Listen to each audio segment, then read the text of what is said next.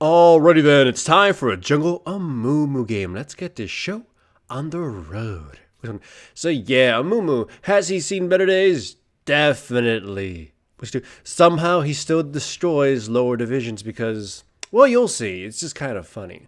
Anyways, so kind of same tank buildup, Aftershock, and I believe I take the ultimate hat and the 5% maximum cooldown reduction increase just to try to get my ultimate up as much as possible.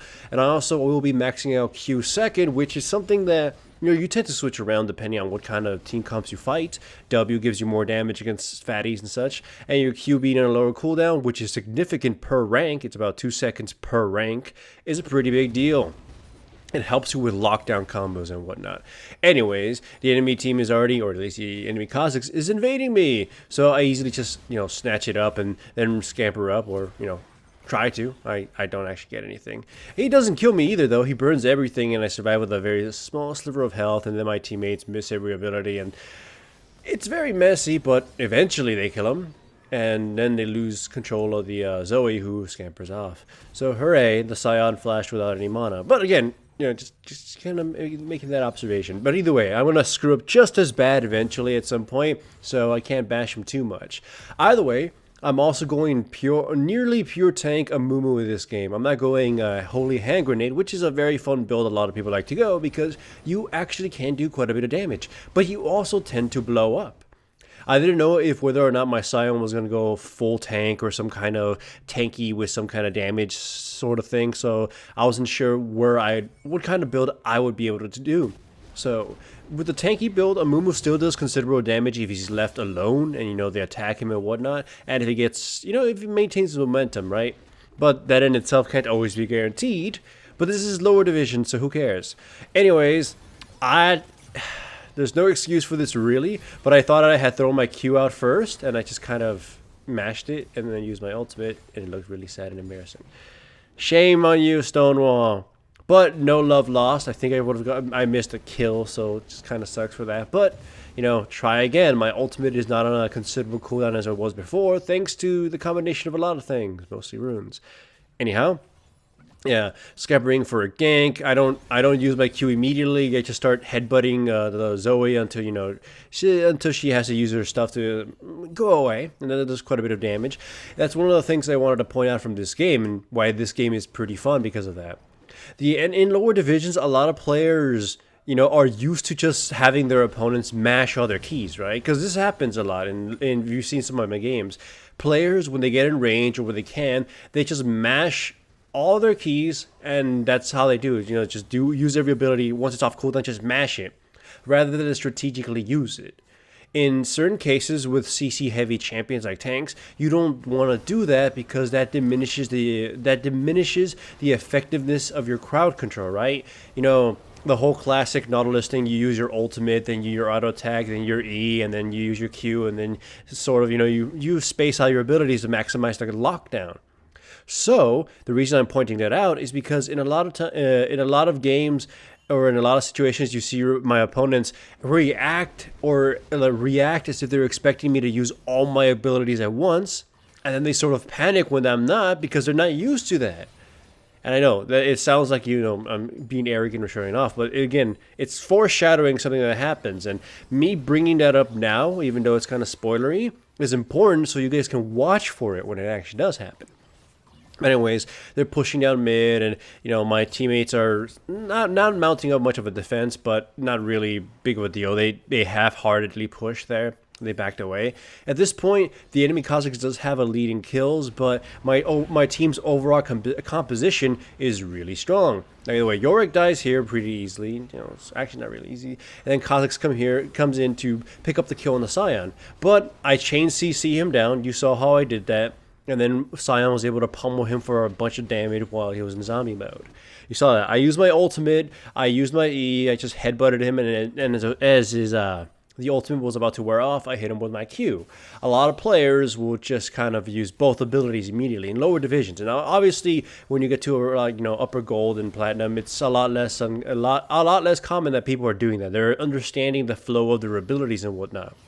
And they don't understand. Some champions who kind of need to use your flow a lot better, champions like Karma or Janna, you can see the players who are using them, they're not using them to their most to their best effectiveness. Anyways, that was rather close. Thankfully, my teammates, my teammates tried to save me. I forgot that I still died anyways. But we got a revenge kill, I think.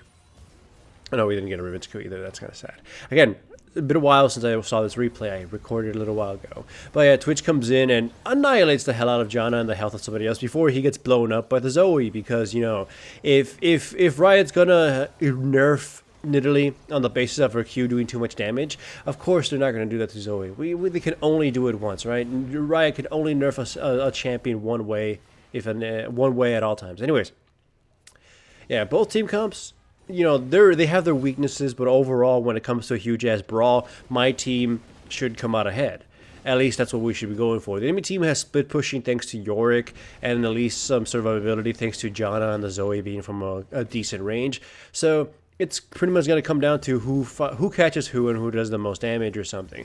Otherwise, you can see here, I waited as late as possible as I needed to use my ultimate, and effectively locked her down for quite a bit, and she took a ton of damage. And, Twitch was able to pick up both kills, which is really good despite the fact that he died. So again, force feeding Twitch, just taking that spoon of, Vegemite and just forcing it down his throat because it's good for him. Either way, with Sion in here trying to take it down a 2v1, or at least distracting him, which is pretty good, which just allows us to secure the dragon without much effort. He ends up dying though, but we end up picking up a kill against the Zoe too, which is, again, pretty good. Overall, the exchange benefited us since we got the most. Also, Kha'Zix died at some point. I don't even know how he died, because I wasn't even watching that during the stream, so whatever. But yeah, my build is Cinder Hulk, obviously, and then Death Mark or Death Mask, whatever it's called. Abyssal Mask, right? I don't know. I'm not paying attention to a lot of these names. I just know what they're called, or what they look like. And it's mostly to maximize my little crying damage, since I realized that Sion is gonna go basically pure tank as well. So I need to at least skirt out some damage. Anyways, most of my other build is gonna be pretty much pure damage. One of them being Gargoyle Stoneplate. Either way, Kha'Zix jumps in and immediately blows up. I popped my ultimate a lot earlier this time around because I didn't want him to have a chance of skittering around and surviving, because if he survived, the chances of him killing the rest of us would be pretty big. I catch Xayah, and then Twitch is able to just absolutely blow her up. Yeah, I love that. We attempt to go for Baron, but the enemy, Janna, despite the fact that she is going to die for this, we catch her and slowly kill her. It stops us from doing Baron, so technically that sacrifice was pretty worth it on her part. Some people on my stream were saying, what the fuck was Janna doing? She stopped the Baron, because otherwise we would have most likely have gotten it. So, her life for a Baron attempt is pretty good. Anyways, as you can see, some of my teammates are a little bit more hasty. They initiate without the rest of us, get caught and get destroyed. Right there, I used my Q, you saw me, and it kind of dashed in a really odd way. I end up just using my ultimate just to finish off the Janna, pick up a kill. I thought I was going to get her teammate too, but whatever. It's worth just killing one. And as you can see, what I do like about the new runes and just a lot of the new changes, one of the things that cooldown reduction is basically on every single item in the entire game now. It's exaggeration, but you get what I mean. That all Amumu's cooldowns on his ultimate are just way more manageable. By the way, Kha'Zix stole the blue, but I don't think it was completely worth it, because Yorick was nearby and was forced to help him, so he ended up dying for him. So, not totally worth it. Alright. Also, my other item, I believe, is Randuin's Dome in this game. If I remember correctly. If not, it's some other item, but Giant's Belt item. The idea is I'm trying to control the enemy team as much as possible. Initiate on them, control them, cry on them, cry my tears of sadness, cry about Jarvan's continual nerfs, and that will fuel my power. But also, because the more of this non-ultimate CC or non-ultimate aggro I can initiate on the enemy team, the way worse it's going to be for them when team fights become full-blown. They should be full-blown by now, but it's really, they're not really too organized. So the first huge organized fight is going to be a big deal. Here I popped my ultimate just in the hopes that I was able to kill the Kha'Zix before I got dropped. But, it was to no avail. Still though, it's not the biggest deal because like I said, having lower cooldowns is such a blessing to Amumu. So again, it's he's always been considered probably one of the strongest tanks in lower divisions, and he still holds that title, especially now thanks to the way itemization and runes work, or masteries, whatever they work, right? Just having your ultimate up for every team fight very early in the game is a big deal. Because usually you wouldn't have it during every second team fight. Anyways, go in. My ultimate gets 3 people, even though the Janna blew me away. And then the Twitch comes in, but unfortunately he was way too close to the action and got absolutely annihilated. Here I do my very best to try to get some kill, but nah, I get dropped. Sion comes in and stops his always dreams of getting a pentakill. So yeah, that was just very unfortunate. We weren't all there during the team fight, and the Twitch was way too close to the action and got immediately blown up. So yeah, pretty bad situation for us in that end. The kills are basically even. And, you know, about 30 minutes into the game, it's pretty funny. You know, LCS tends to have 0 kills at this point. By the way, Yorick gets caught, he gets hit by a wave of crowd control, and immediately dies. So hooray for us. We go in, or at least we try to control the Baron area, you know, scoot people away.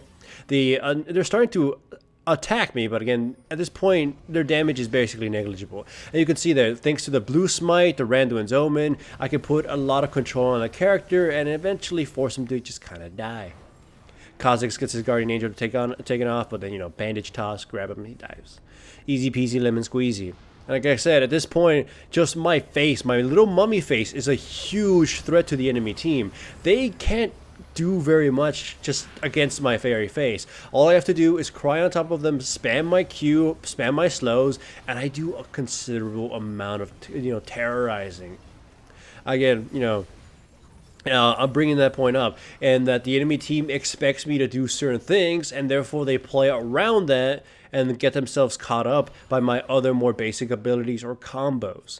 You saw that, you know, just sort of running up to them. I think they thought I had my ultimate, even though it was obviously on cooldown, and they were, you know, reacting towards me as if it was, instead of, you know, just whatever. They burn a lot of crowd control and abilities on me, and of course, especially considering how tanky I am, and, you know, soon we'll have Gargoyle Stoneplate, that's a bad idea. But of course, it's lower divisions, communication, and strategic planning doesn't really work. Either way, though, Yorick catches me, and I am quite surprised at how much damage he dealt to me. I eventually do get killed, but because of the overcommitting they did for that, and the amount of crap they blew, it's going to lead to quite a bit of their deaths here. And Twitch also got killed because, you know, squishy little Twitch, but Aurelia and the rest of my teammates were able to pick up, you know, the rest of them, at least 4 of them. So that was a little bit of a bad idea, focusing too much on me, burning way too much on me. Again, it happens in the higher divisions, but it's a bigger problem in lower divisions where they forget that, you know, focusing a tank takes time, and if you don't have time to do that, the enemy team is going to take advantage of it. You know, every second you waste doing something, the enemy team is using that second of them for themselves in some other way. Either way, once again, preparing for some kind of Baron control. You know, I'm putting myself here in danger, sort of, because they can't really do very much. Just getting the Scuttle Crabs, expecting something. And they do. They go on top of me, or they fight me. But they, again, pop my Randuin's Omen, just separate the enemy team.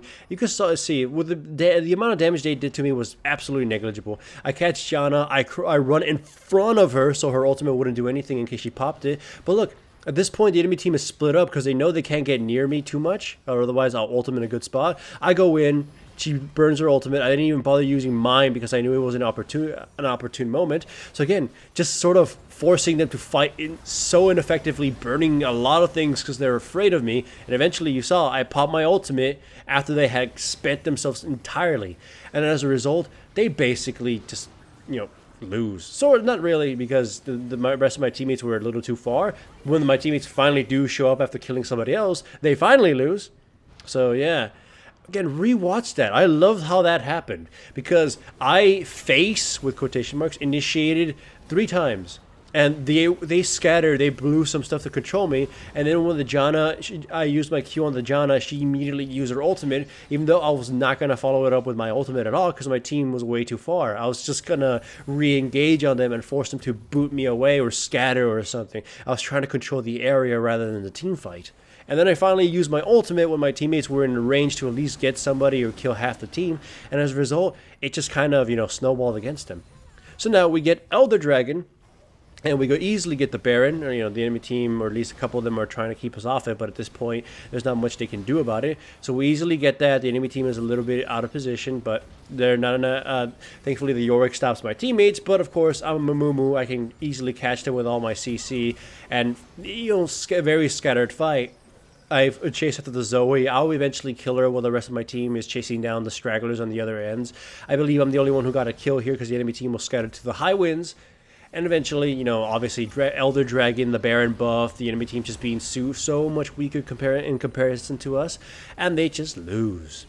That was glorious. The early game was shaky, especially because Amumu was very team reliant on a lot of aspects. But once the team fights happened, you saw, Amumu is still one of the gods of it in lower division. So hooray for Amumu boy. By the way, the replay messes up and there's no more victory screen for some reason. Hooray! And if you liked this video, remember to give it a like. And if you aren't subscribed, make sure to subscribe. And if you are subscribed, make sure to hit the little bell up there somewhere so you actually get notifications to my videos because YouTube and stuff.